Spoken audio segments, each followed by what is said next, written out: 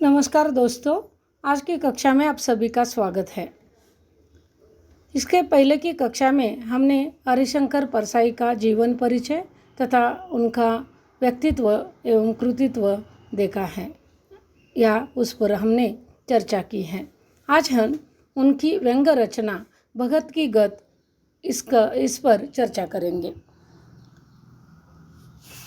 हरिशंकर परसाई जी हिंदी साहित्य के या हास्य व्यंग्य विधा के एक अत्यंत लोकप्रिय रचनाकार हैं और भगत की गद्य यह उनकी बहुत ही चर्चित और बहुत ही प्रसिद्ध रचना है।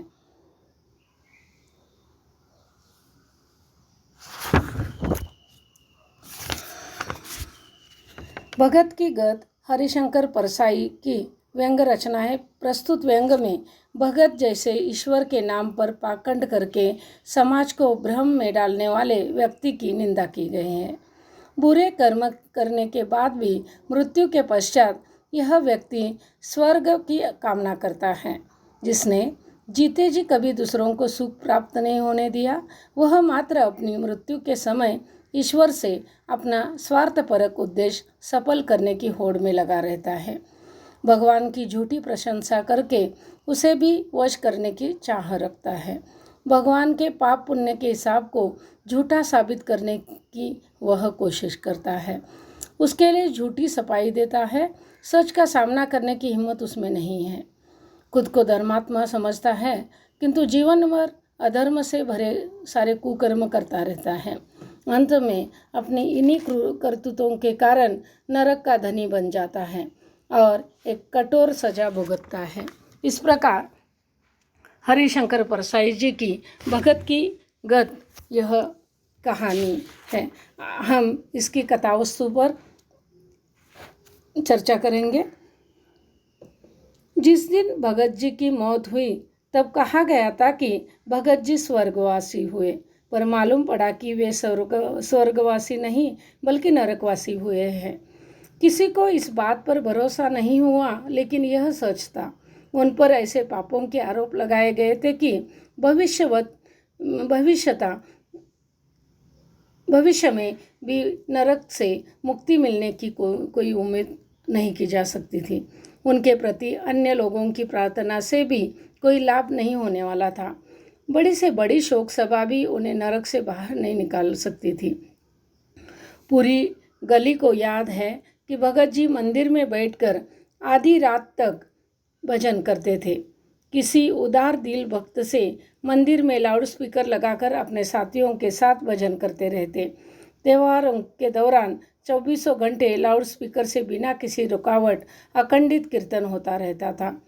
एक दो बार गली के लोगों ने उनके इस शोर का विरोध किया तो उन्होंने भक्तों की भीड़ जमा करके लोगों पर दबाव निर्माण करने की कोशिश की। वे भगवान के नाम पर जान देने और लेने के लिए वचनबद्ध बन गए।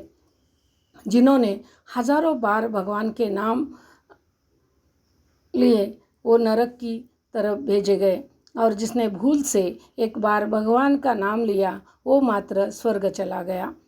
बड़ा अंधेर था भगवान के दरबार में। मृत्यु के पश्चात भगत जी परलोक पहुंचने पर इधर उधर घूमने लगे। एक प्रवेश द्वार के पास वहाँ के चौकीदार से स्वर्ग का पता पूछने लगे। आगे बढ़ते ही चौकीदार ने उन्हें रोककर प्रवेश पत्र के बारे में पूछताछ की। भगत जी क्रोधित होकर कहने लगे, मुझे जानते हो, मैं भगत जी हूँ। कोई मुझसे टिकट नहीं मांगता और ना ही मैंने कभी टिकट लिया है। सिनेमा घर और रेल में भी बिना टिकट के ही मैं बैठता था। चौकीदार ने उन्हें बिना टिकट नहीं जाने दिया, बल्कि वहाँ के एक दफ्तर में जाकर पाप पुण्य का हिसाब लगाकर टिकट ले आने को कहा। भगत जी उसे पार करके आगे जाने लगे तो चौकीदार पहाड़ की तरह खड़ा हो गया और उसने भगत जी को उस दफ्तर की सीढ़ी पर खड़ा कर दिया। दफ्तर में पहुंचते ही जो देवता फाइल लिए बैठा था उसकी प्रशंसा भगत जी करने लगे। उन्हें भगवान कार्तिकेय की उपमा देने लगे। फाइल से सिर उठाकर उस देवता ने भगत जी को झूठी चापलूसी न करके जीवन भर किए कुकर्मों के बारे में खड़े बोल सुनाए और नाम दाम पूछा।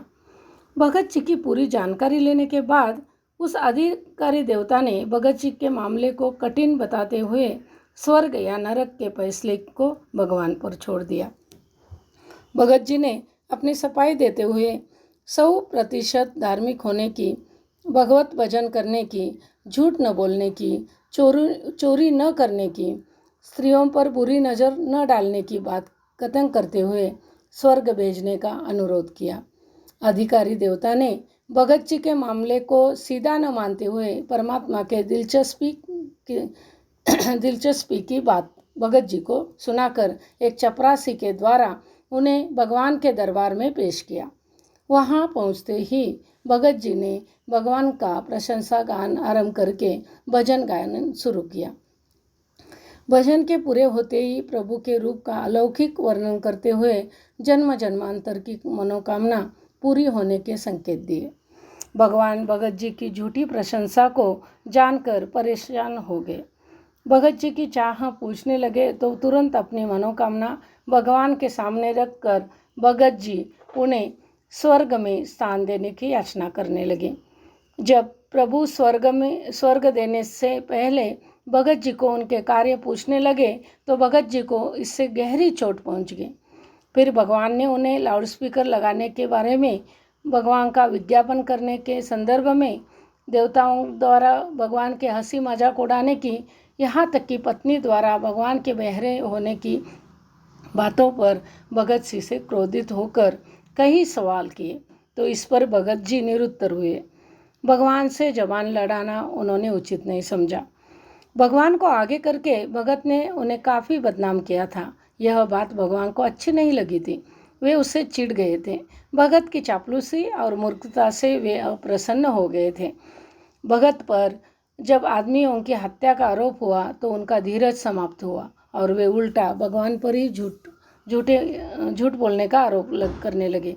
तो भगवान ने भगत की गली के रमानाथ मास्टर को वहाँ बुलाया, जो अधेड़ उम्र के थे और पिछले साल बीमारी की हालत में भगत जी द्वारा लाउडस्पीकर के अखंड कीर्तन के मारे नींद और आराम न मिलने के कारण चौथे दिन मर गए थे।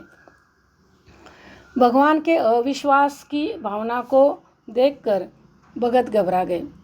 तभी 20-21 साल के सुरेंद्र नामक लड़के को वहाँ बुलाया गया, जिसने परीक्षा में अनुत्तीर्ण होने के कारण खुदकुशी की थी। असल में स्थिति यह थी कि उसका घर मंदिर के पास था। भगत जी के लाउडस्पीकर पर लगाए गए भजन के कारण वह उचित तरीके से पढ़ नहीं सका। भगत से परीक्षा के दिनों में लाउडस्पीकर न लगाने की विनती करने के बावजूद भी वे नहीं माने।